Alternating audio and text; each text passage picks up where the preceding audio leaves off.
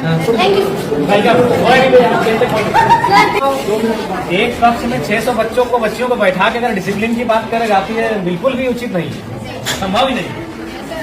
Hardly इस कमरे की अकॉर्डिंग 190 से 120 बच्चे बैठ सकते हैं। 90 से 120 660 मतलब नामांकन है, 240 प्रेजेंट है। ये तो संभव ही नहीं कि कोई क्लास ले पाएंगे। ठीक है, आप निश्चित रहिए, हम लोग इस विषय में बहुत जल्द आगे बढ़ते हैं और आपकी जो असुविधा है उसके लिए खेद है, लेकिन हम लोग उस दिशा में आगे बढ़ेंगे, काम कर रहे हैं।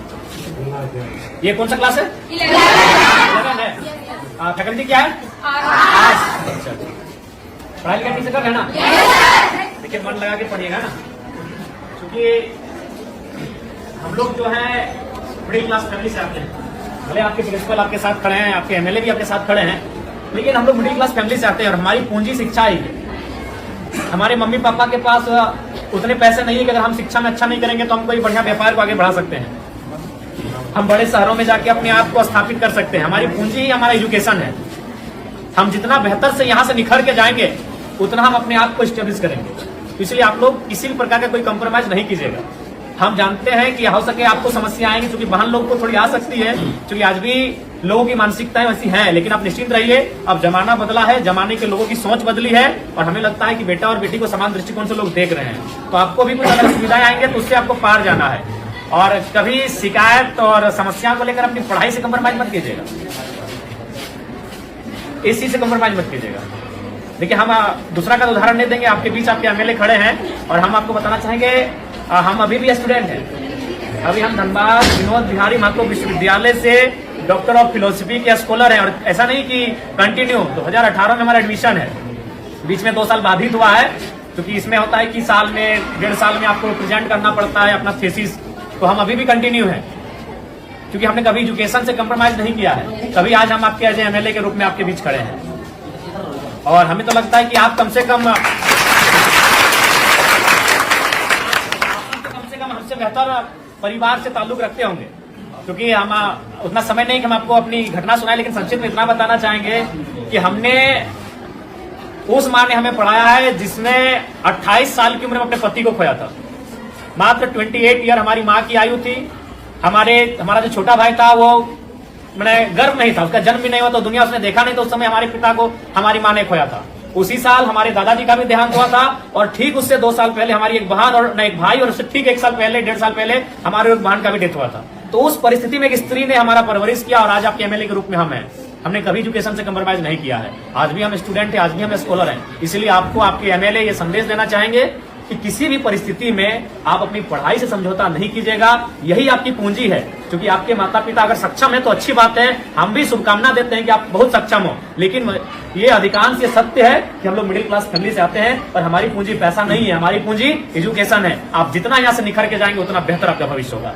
इसलिए कंप्रोमाइज बिल्कुल मत कीजिएगा। अगर आप पढ़ के जाएंगे तो कोई ना कोई रास्ता मिल जाएगा। अगर आप जमाने के अनुसार अपने आप को बनाएंगे तो कोई ना कोई रास्ता मिल जाएगा। अगर दुनिया में इतने लोग हैं तो उतना रास्ता भी है, लेकिन आप अपने आप को सुयोग्य रखोगे तब ना।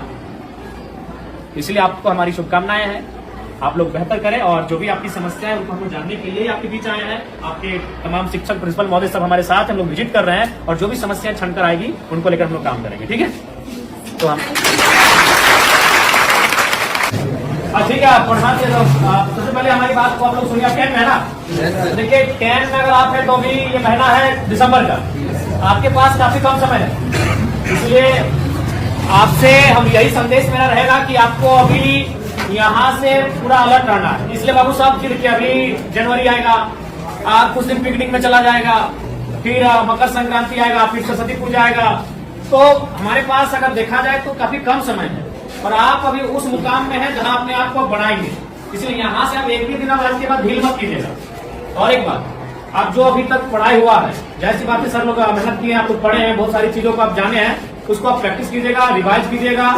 जो चीजें अगर चूंकि अभी 10 में क्या है कि 10 के जो चूंकि इसके बाद जब आप कॉलेज जाएंगे तो वहाँ एक्सपीरियंस दिखेगा, लेकिन अभी आप ज्यादातर रट के याद करते हैं, कोई भी चीजें आपको रटते हैं, 4 बार 5 बार रटते हैं, तो उसके बाद भी अगर मान के चले आपसे भूल होता है तो उसको आप हाथ से प्रैक्टिस कीजिएगा, क्योंकि आप जितना पढ़ के रट के याद करोगे उससे ज्यादा आप हाथ से अगर लिखोगे ना 3 बार 4 बार तो उसको आप याद हो जाएगा। जो चीजें आपको लगता है कि इसको हम मेमोरी नहीं कर पा रहे हैं, याद नहीं कर पा रहे हैं, तो उसको आप कम से कम हाथ से प्रैक्टिस कीजिएगा, कई बार रफ लीजिएगा, उस रात में 4 बार 5 बार लिखिएगा उस प्रश्न का उत्तर, तो आपको याद होने लगेगा। और एक बात सबसे महत्वपूर्ण याद रखिएगा, क्योंकि आप अभी अपने जीवन का सबसे महत्वपूर्ण उम्र में है, यही है, ये जो एज होता है ना, ये इसको हम लोग टीन एज कहते हैं। हमको अपने आप को बनाना भी यही है और बिगाड़ना भी यही है। अब ये डिपेंड आप पे करता है। देखिए, आपके माता पिता तो इस उम्मीद से आपको भेजें कि मेरा बेटा वहां जाएगा, गुरुजी के सानिध्य में बैठेंगे, पढ़ेंगे तो पढ़ के आएंगे, लेकिन अब आप यहाँ क्या व्यवहार करते हैं ये आप पे डिपेंड करता है। तो इसीलिए आप यहाँ 4 घंटा, 5 घंटा, 6 घंटा समय देते हैं, तो उस 6 घंटा का रिजल्ट आना चाहिए ना। मान लीजिए सपोज दैट अगर किसी भाई को अगर पढ़ने में मन नहीं लग रहा है, तो मान के चलो वो 6 घंटा अगर सिर्फ वो ग्राउंड में दौड़ेगा, इस राज्य के नंबर 1 धावक बनेगा कि नहीं? अगर वो पहाड़ नहीं चढ़ेगा, अगर वो गीत ही 6 घंटा प्रैक्टिस करेगा, तो एक बेहतरीन गीतकार बनेगा कि नहीं? तो हमारी कहने का मतलब है आप यहाँ 6 घंटा समय दे रहे हैं, और जहां आप समय दे रहे हैं वहां से कुछ रिजल्ट नहीं हासिल करेंगे तो फिर गलत बात है कि नहीं?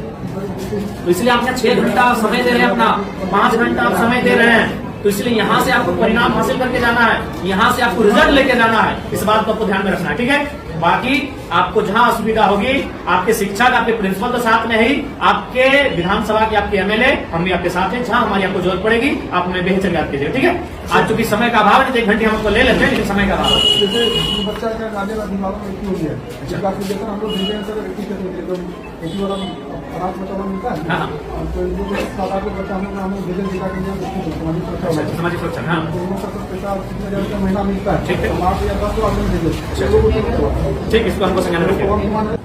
क्योंकि उनको मालूम है अगर हम खेती में मन नहीं लगाएंगे तो फसल नहीं होगा, फसल नहीं होगा तो परिवार का अनाज नहीं होगा। किसी को मन नहीं लगता, जब धान काटने के लिए जाते हैं पूछेगा मन लगता है? मन लगता है सिनेमा देखने में, मन लगता है मेला घूमने में, मन लगता है शॉपिंग करने में।